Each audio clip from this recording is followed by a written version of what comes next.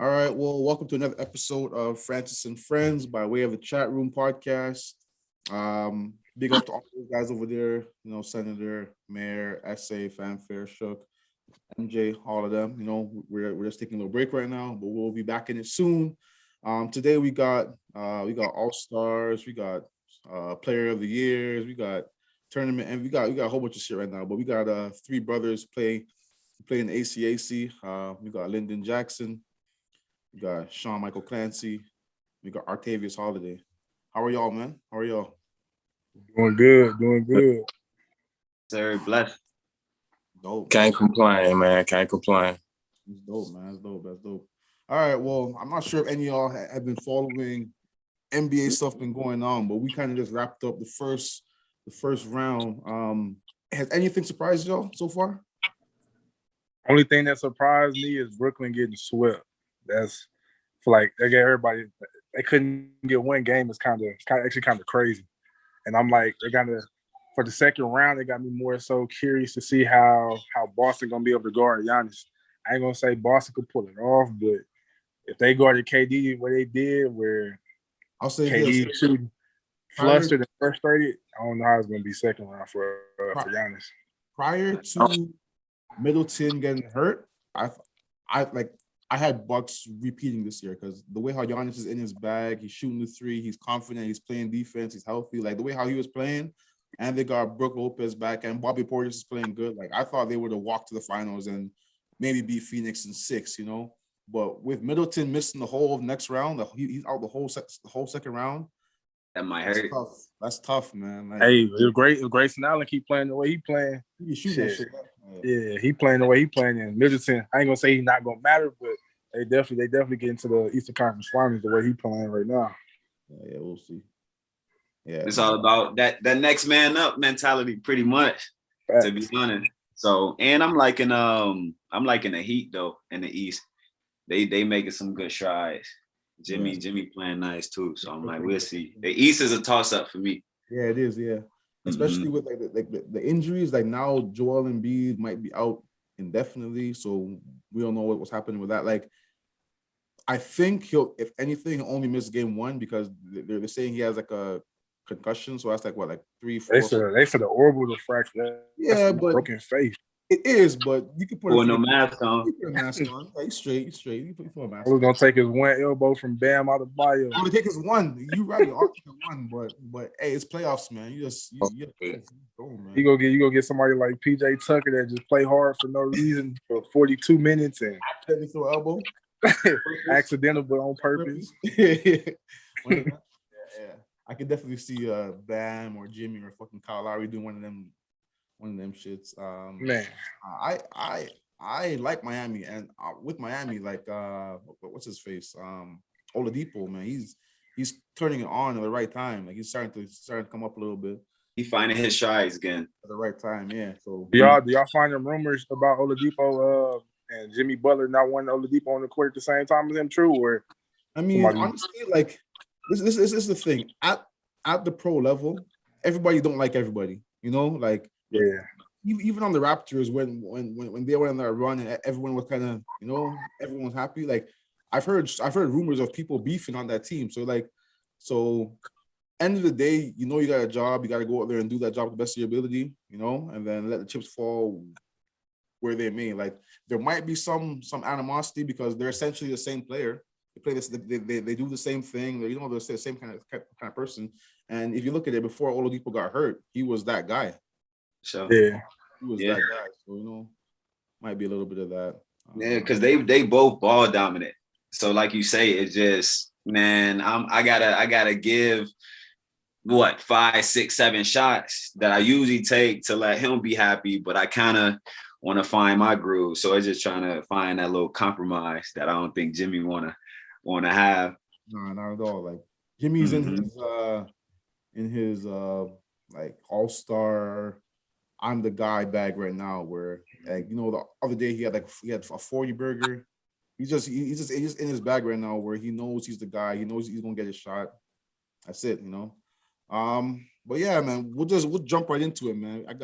As I said, I got all stars, first team all stars, player of the year, tournament. I got a bunch of friggin' high caliber players right here with me. But kind of take me back, man. Y'all all from the US. Y'all from we got Indiana, we got Arkansas in here. We got I don't know where you from, man. Cass, you from Hey, St. I'm Louis, born. Vegas? Where you from, man? He said, I don't know where you from. No.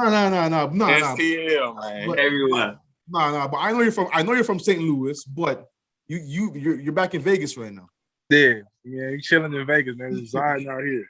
Yeah. Nah, that's dope. Nah, but got three of y'all from the US. But yeah, talk to me about kind of how y'all started playing ball, man. Like, what was that story like playing ball in the US coming up?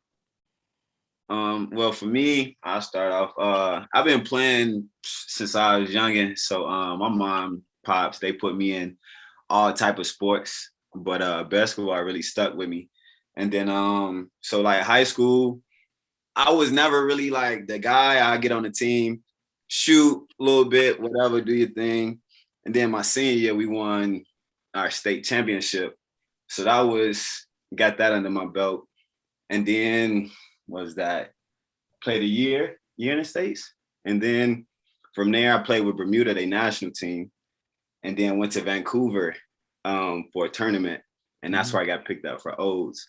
Okay. So that's how my little journey came out here to Canada. But it's been a nice shift because when I found my strides at O's, I had to take that leadership role rather than that, come in and feel like, to fill the role, whatever.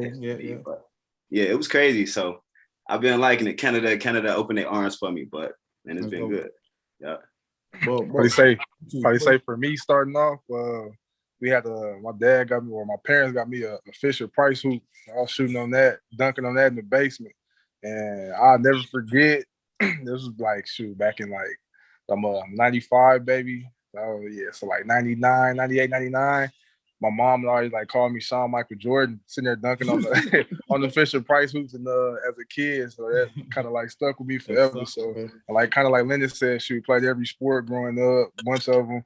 Basketball and football was like the main ones. Like damn near piggyback off of him.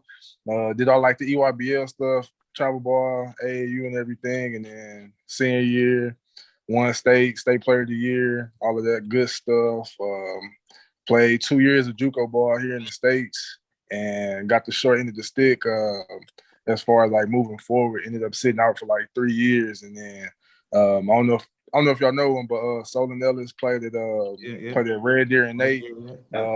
His cousin, one of my teammates from the second JUCO I went to, and he was trying to get both of us to come with him to Red Deer in 2018, but just on the money tip, couldn't really afford it. So it was like, all right, stack up, save up. And then that's how I ended up at Nate. And like I said, like Linda said, shit, Canada been nothing but fun, open arms, and shit. If I could go back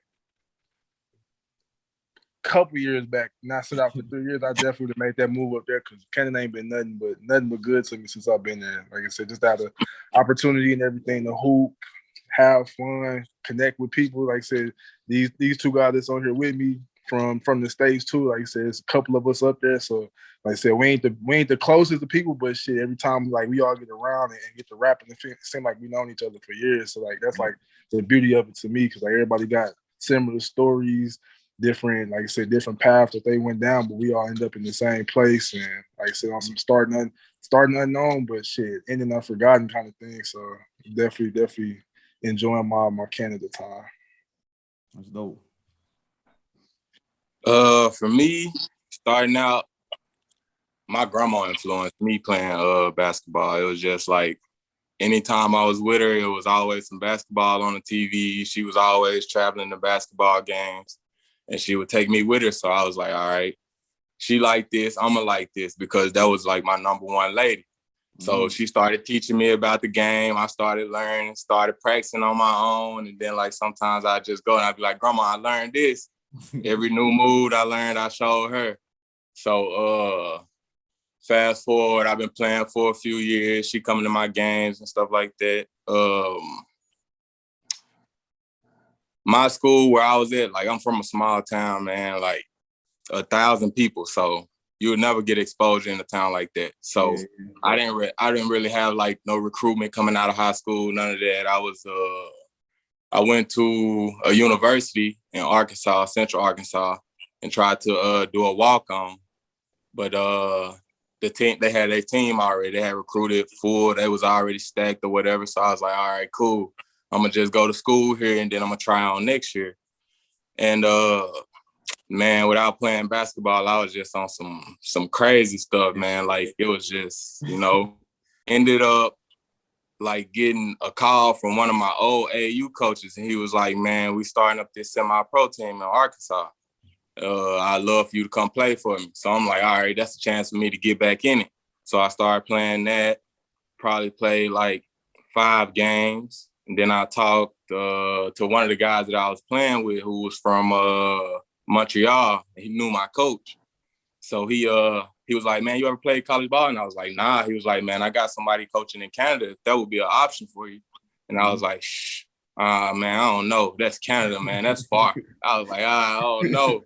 So, man, time go on. Some more bull stuff happening. And I'm just like, I need a fresh start. Yeah. So, man, I got out of jail. Coach called me probably like 2 days after I got out. He was like, man, what you thinking? He was like, I got a plane ticket. All you got to do is. I was like, blessed. So I just got my passport and I was out. Yeah.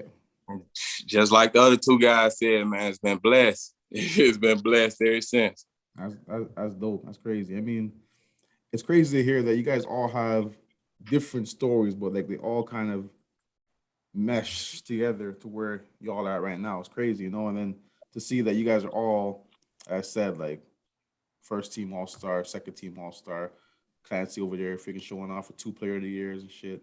But yeah, big dog. Yeah, big dog. 2 player, 2 different schools. You tough. But yeah, all right. So, 2 different schools. 2 different schools. Hold it down. Nuts. Yeah, nutty. But yeah, so kind of going back a little bit. So kind of before y'all kind of got to Canada and y'all were out there playing ball, who were some of the players in your area that you were going up against that were like tough, that were like your tough individual matchups? Like, who were some of those guys in your area? I'll go first on that one. I'll say high school wise for me, I started off in Vegas. I did high school in Vegas for a year before I moved back to St. Louis. So starting off, I played with Gary Payton, the second, now with the Warriors. Yeah, my freshman year, I started varsity, and my very, very first varsity game was against Shabazz Muhammad, and he was and that at their crib, and that game that's like, I'll never forget that game because it was crazy. We had a chance to, I wouldn't say win it, but we was in the game for sure, and they got some home cooking. He started getting all the superstar calls, and even at that time, I didn't even know nothing about like ESPN rankings and none of that stuff. And I'm coming from St. Louis, so the Missouri are what you call it, show me state. So sitting there, I'm coming on the court, everybody, y'all finna play number one. I'm like, who is it? I'm looking around. I'm like, I see 6'8", 6'8", 6'6", and then Shabazz is 6'5". I'm like, he can't be the number one. It got to be one of them 6'8" guys. They get to calling his name, and he got like the face posters with him on the crowd. I'm like, that's that guy right there. Him. Okay, so he was the one that was guarding me starting off the game, and got my first 2 varsity points, buckets on him, and from there. And like I said, I ended up really liking it too much in Vegas at the time. And then went back to St. Louis. And then back in St. Louis, guys that I played with and against back there, 3-time NBA champ in his first 3 seasons, Pat McCaw, like one of my good buddies. Played against Jason Tatum. And that's just to give a couple NBA guys that y'all know. So Patrick McCaw, you won with us, man, Toronto. Dope. Yeah. You dope. Yeah, see, I never played with people, but I played against them, like just being in Indiana. We played over in Chicago. We played against like Simeon and Whitney Young. So I think I played against Jaleel Okafor one year. Big dude. He like 6'7", 6'8". Played against him, and then went out to Real a man Indianapolis. child too. Yeah, he's a big boy, man. Yeah, he was like that in high school. So yeah, he was crazy. And then we went out to Indianapolis. So we played against Trey Lyles out there. And then my junior year, I didn't play in the state game, but we played Yogi. So Yogi Farrell. Oh yeah, quick. He's fast as hell. Man, dubbed us. Like it wasn't even a game, bro. I think he had like a triple double or something like that.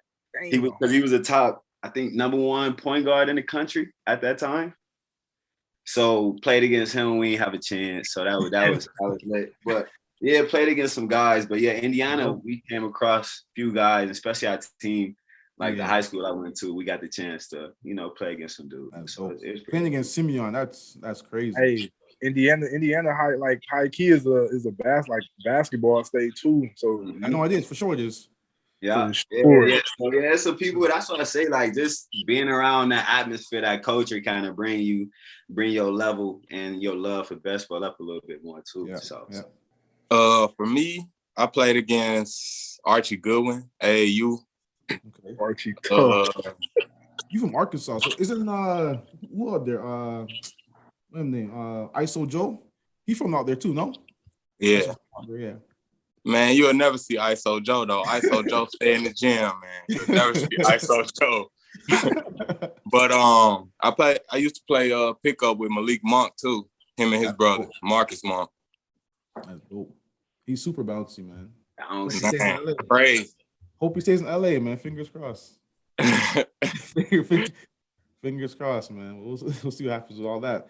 So kind of jumping back to ACAC, man. Like, how has, I'll say this. So from the US ball to playing in ACAC in Canada, like, what has been some of the differences that y'all have seen with like hoops out here?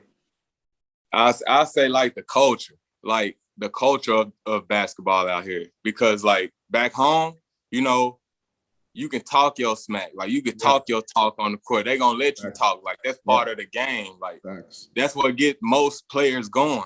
For sure. And when I came out here, it was all about good sport, make the sport. So I'm like, man, I gotta change my whole game style. Like this is what I'm used to. Like if I ain't talking, then I don't know how to play. Yeah.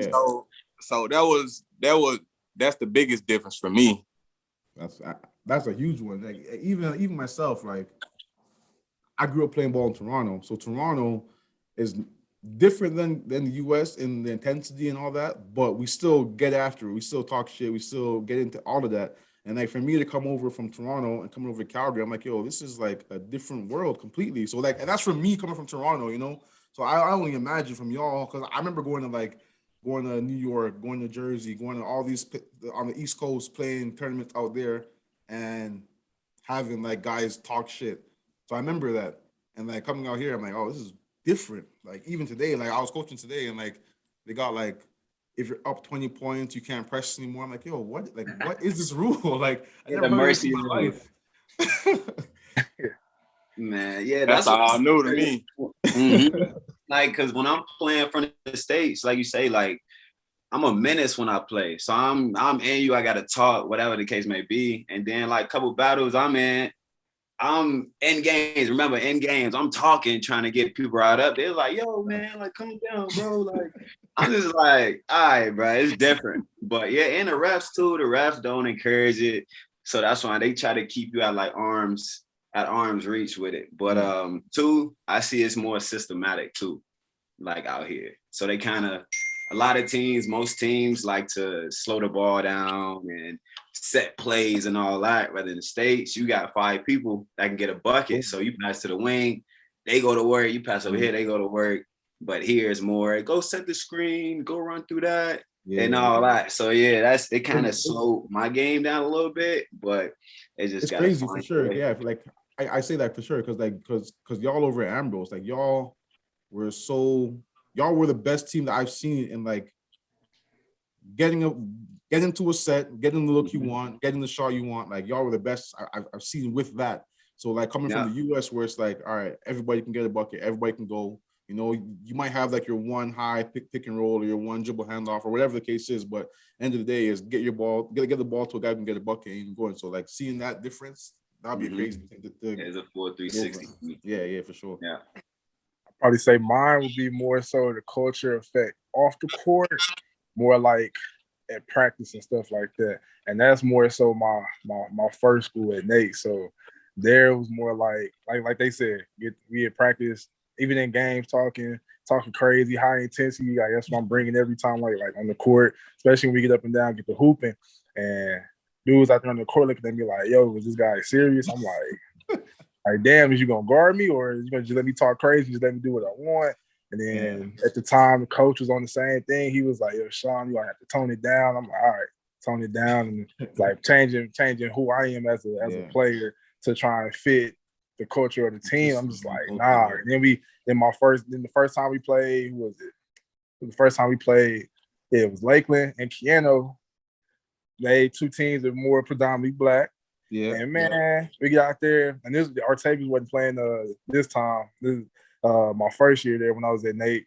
But we out there playing Nate, and y'all had it was 3 guards, all little ass guards. But them niggas was picking up, they full court, hitting me every time. I'm just like, all right. So I literally turned my game down, or that part of my game down to like, all right, because my coach is like, oh, you not like if you talk back or do this, do that, like you gonna get tech. I'm just like, okay, turn my game down. Like the first quarter, I'm sitting on the bench with 2 fouls. I'm like, but they doing this, they doing that. They not in my head, but it's like they just being little pests, little gnats. And I'm like, all right. Second quarter come and I'm like, all right, they doing that. Let me just play my game and end up snapping off for like 42 and then same thing like with the refs too. Like the refs not condoning it. Like I got a tech that Lakeland game for. I shot a 3, and as soon as it left my hands, I knew it was good. Whoever it was that was guarding me, I'm like right in his ear. As soon as it left my hands, I'm like, that's another one for your ass.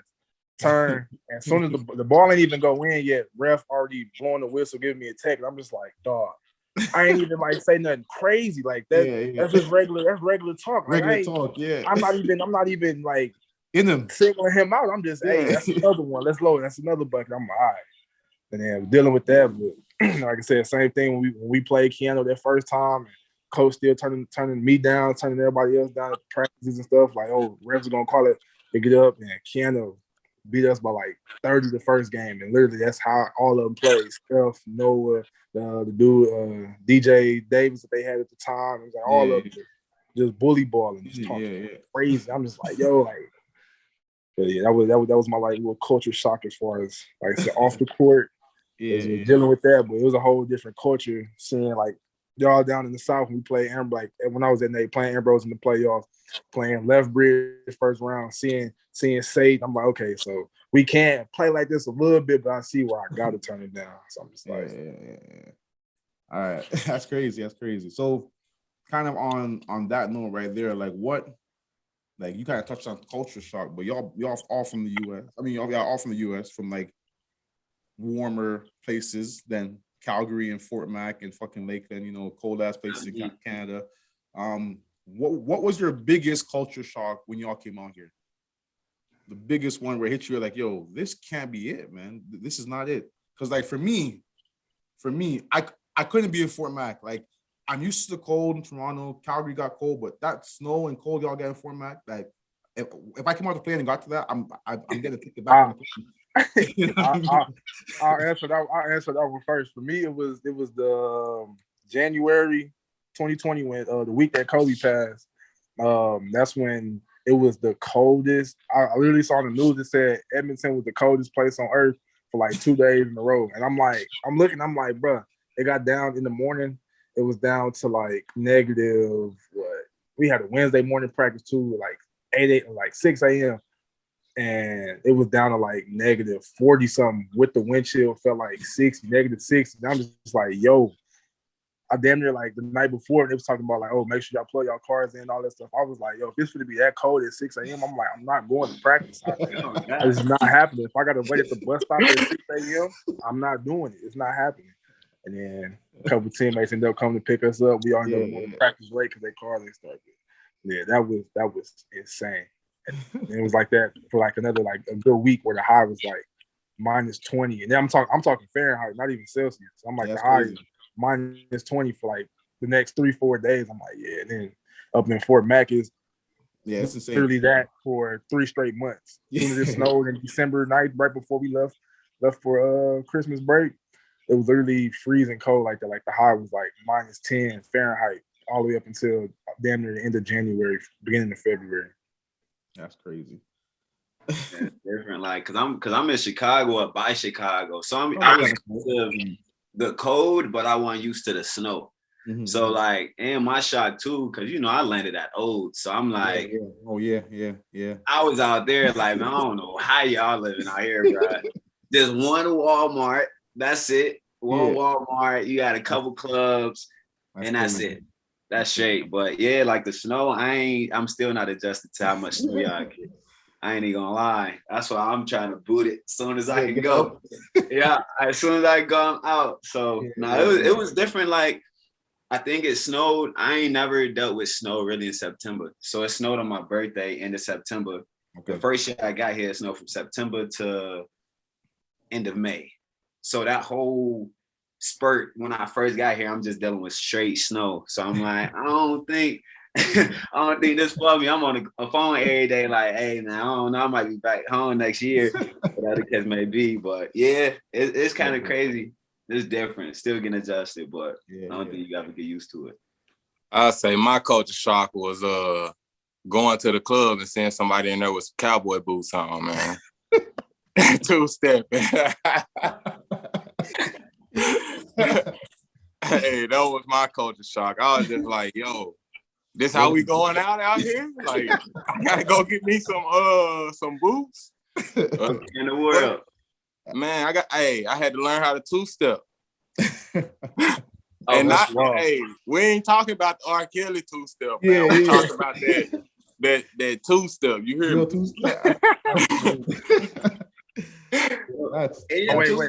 So I gotta ask. So you from Canada, from Toronto? Yeah. Why do everybody out here at any time of the year wear forces and they run them through the ground? They forces be all white forces be dirty, dingy, and they love them like that. And they love them, bro. Yeah. They in the club, like they fits be okay, be decent. You look at their shoes, it's some busted, dirty, snowed out Air Force One. Like, why do y'all love them shoes that much? The biggest thing is that there's only a small pocket of people out here who actually like rock with some real kicks.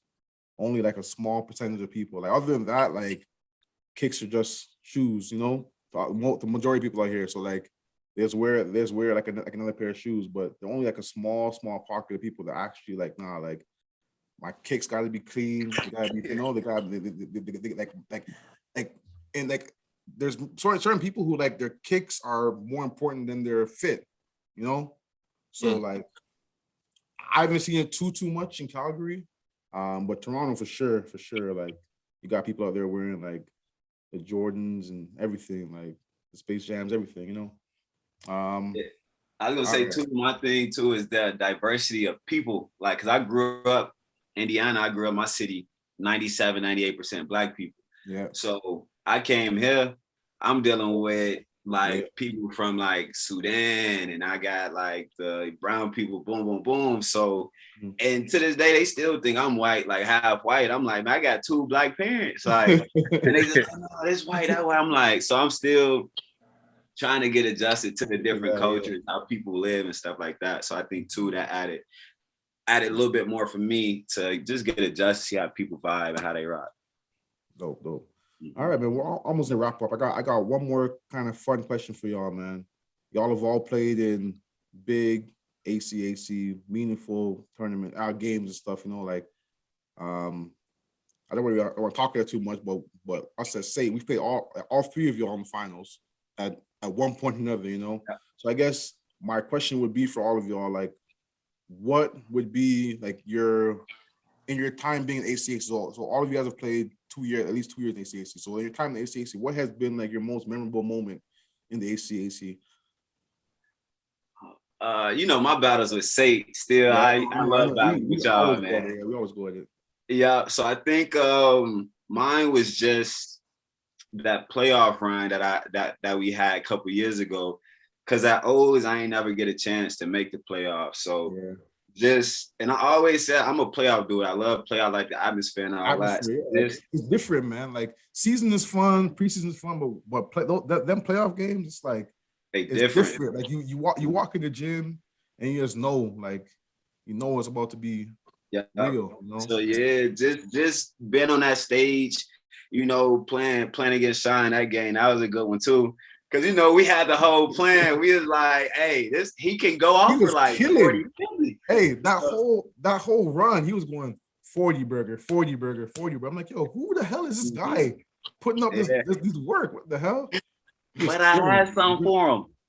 I had some. No, but we played. We had that one. It was a good one. We played that one. Then we got y'all in the championship game, and result whatever. But that run that just showed me a lot personally. That just compete and just to like that want to win. So that added a lot of fuel to my fire for me for that year. That's dope. Probably say for me. Sorry. I'll say this. My favorite moment of like I ever remember is we were at that game when y'all played fucking Lethbridge. All right.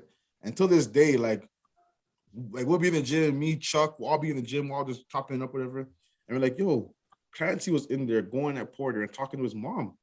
I'm like, yo, what is going on? I'm like, yo, when I seen that, I'm like, I rate him because like he's hooping, he's talking shit, he's doing his thing, and he's just out there competing, and that's one memory that I remember. I'm like, yo, from that point, I'm like, yo, I definitely rock with dudes for sure.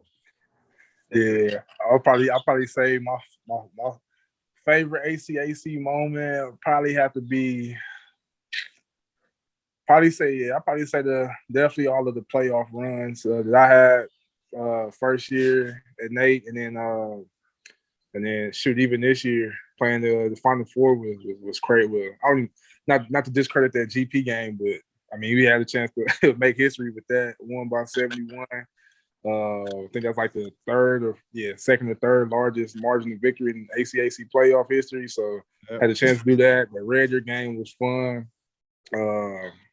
Back-to-back 4-point plays, got the crowd going a little bit, and then I'll probably say that the damn game against Sate that shit was electric.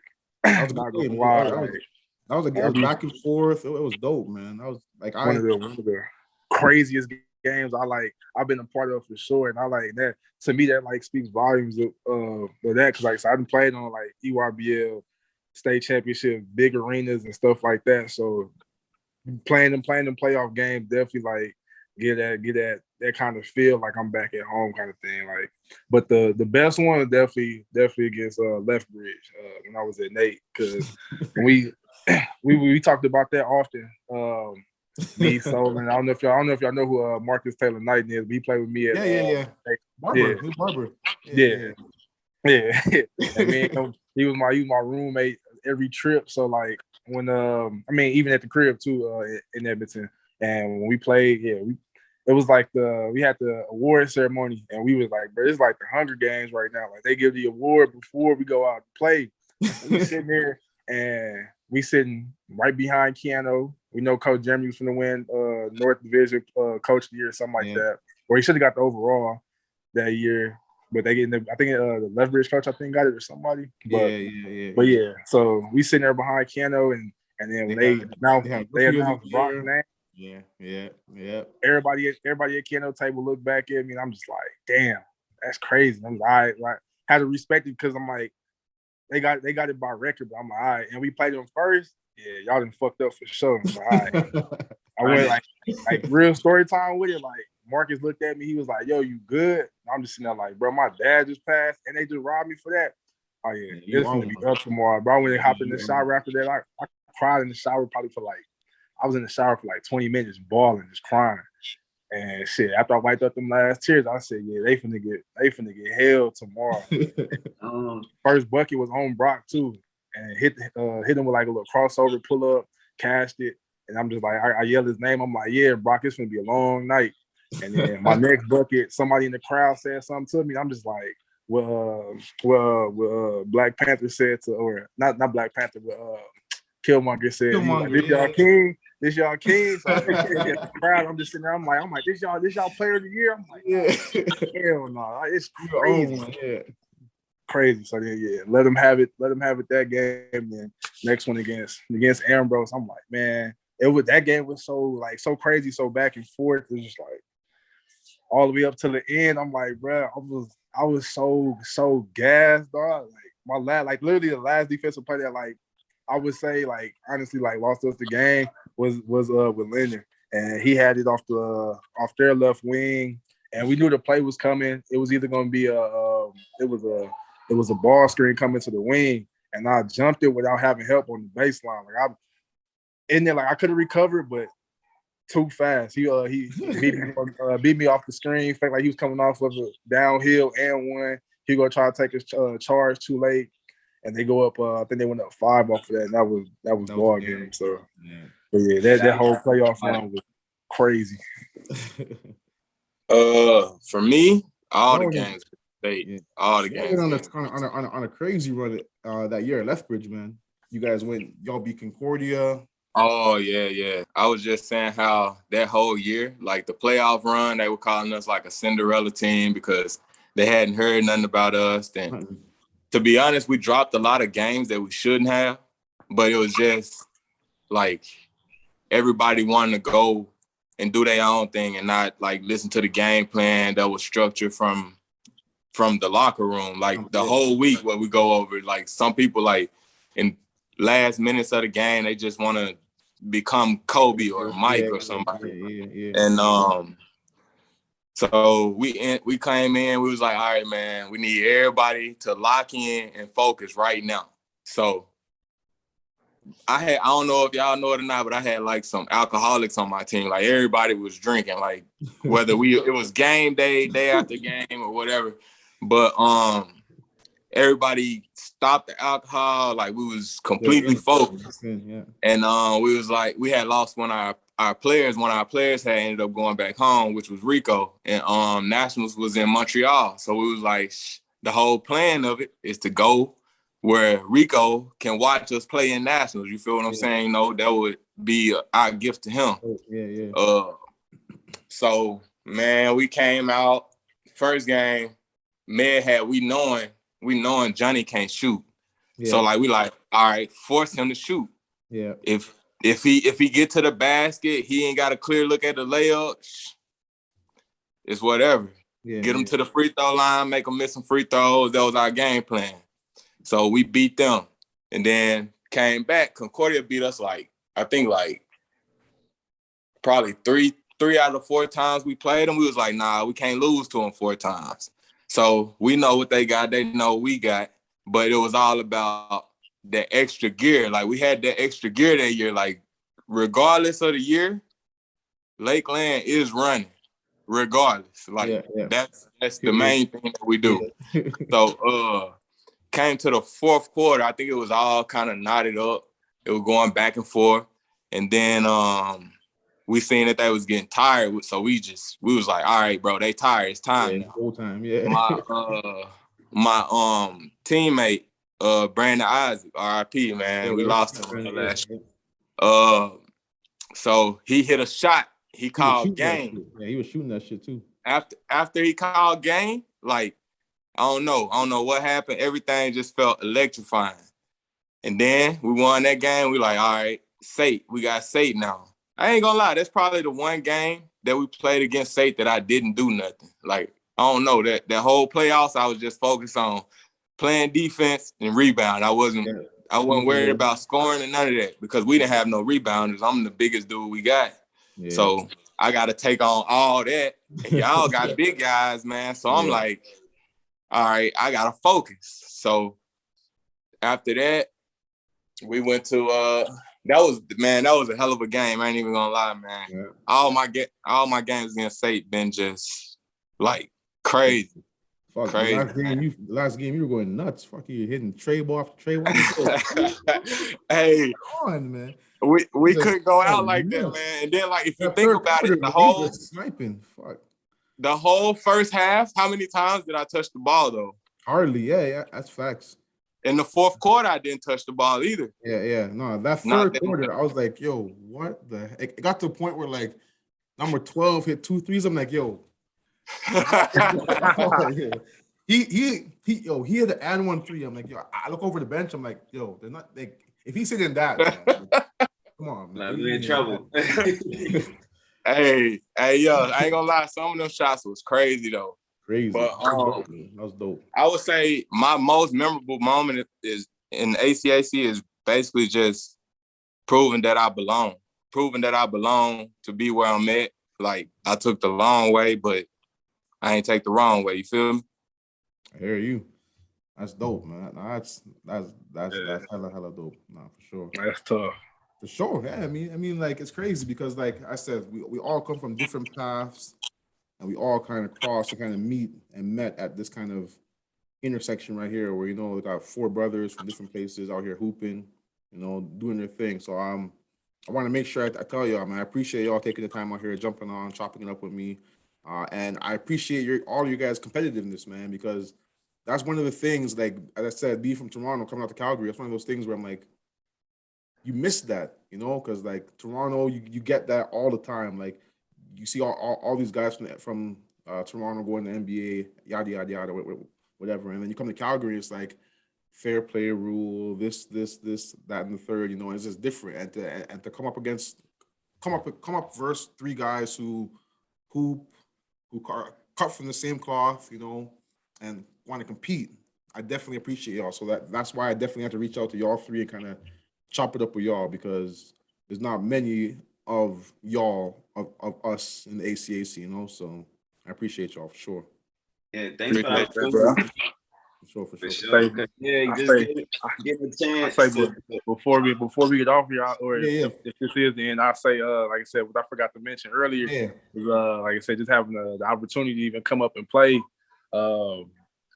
means a lot. So like I said, myself and I'm pretty sure that they would agree. In the States, you got like every year you got a million kids graduating, you got another 100-some thousand transferring schools on every level, from NCAA Division 1, 2, and 3, NAIA, all 3 levels of junior college, and then you got kids coming out of high school clearly every year graduating, looking to go to college.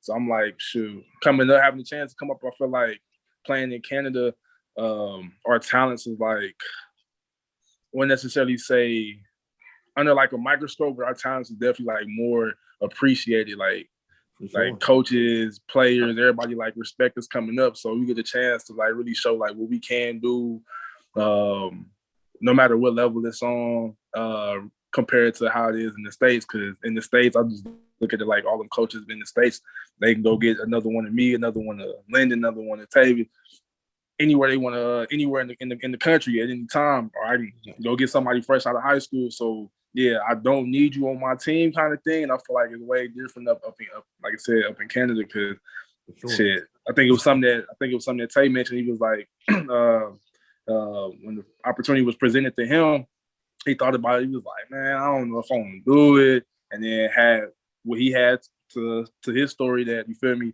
that led him to, I'm going to do this for real this time. And like I said, a lot of guys will hear that, get that opportunity presented to them, and then be like, I don't know, it ain't for me. But the ones, like I said, that do, I feel like come up here and enjoy it and make the most out of it. Like I said, coaches, they should take a chance on us. They don't know if they're getting from somebody coming from the States, and a lot of us coming up from hoods like crazy. Like, I don't even say crazy places, but coming from, and I don't even want to say places of poverty, like motherfuckers just poor and all of that. But definitely coming from places of struggle. So yeah, like I said, they don't know what they're getting, and like I said, just us getting an opportunity to come hoop, just like I said, it means everything, and definitely enjoy the process and all. And then I got one more thing before I'm done. Since I know it's going on some social media, man. Y'all got to figure out up here how to get all of these CCAA level guys a chance to play pro too, just like they do in the youth. No, that's something factual for sure. Like, I've been talking to a bunch of people, and like, I don't want to say any names and stuff and say schools and stuff, but we felt that our roster this year could have beat some U Sports teams, right? For sure. Right at the 100%. For CCAA level, sure. we felt that our roster could have beat some like U Sports teams that were like playing in the Elite Eight. You know what I mean? So to see that the U Sports CIS level, they're getting all these guys who are getting opportunity, like whether or not they make it or not, like I'm not going to talk on that, whatever they make it or not. But the fact is they're getting opportunity to be at that next level. It doesn't seem right to me because you go down the board of like the top guys in U Sports, top guys in CCAA, like they compete. You know what I mean? They compete. Like, Yeah. And you're 100% right. Like, I don't know who got to hear this. I don't know who this got to go to. I don't know nothing like that. But the CCAA got some guys who can hoop too. Period. Yeah. You know, for sure.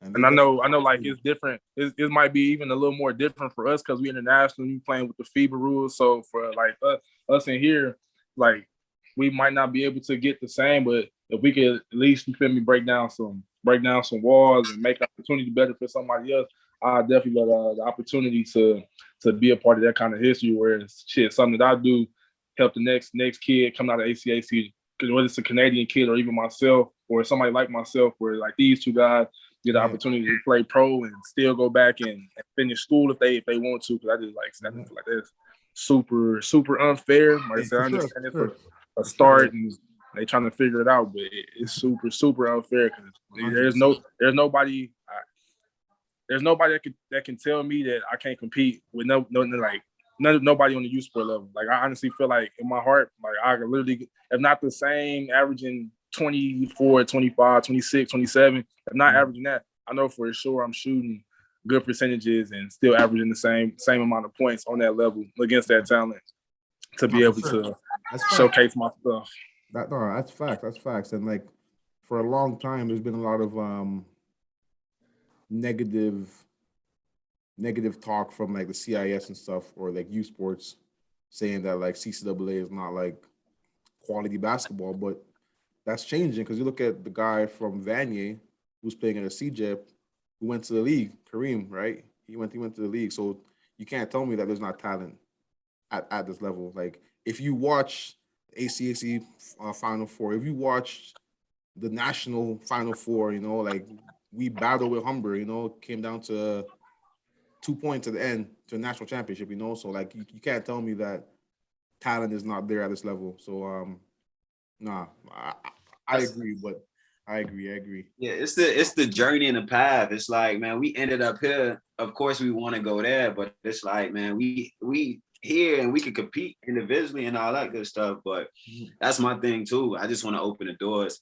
for the next people under us too, and like people from my city that don't get the chance, they can come up here and have that opportunity to come play.